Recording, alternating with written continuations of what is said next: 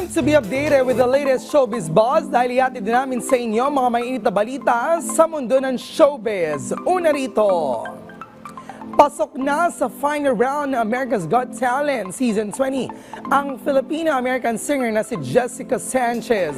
Nitong semifinals, nagatid si Jessica ng heartfelt rendition ng kantang Golden Hour ni Jake na umani ng compliments mula sa mga hurado.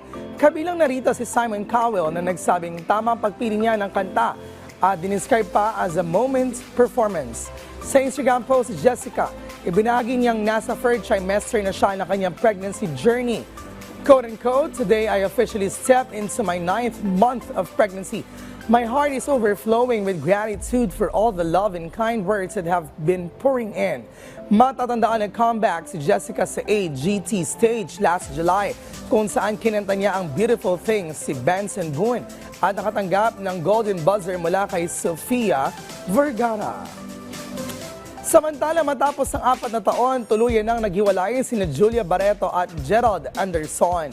Ayon sa opisyal na payag ng kanilang management, mutual decision ang naging paghiwalay ng dalawa.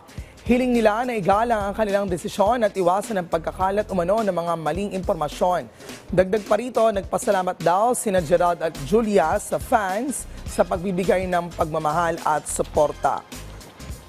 Noong Hunyo lamang ngayong taon, mismong si Gerald pa nagsabing okay sila matapos kumalat ang breakup rumors. Samantala, last year, naging bukas si Julia sa kanyang pag-amin at sinabi na mahalagang mag-take ng accountability o akuin ang naging parte niya sa kontrobersyang kinasangkutan noon.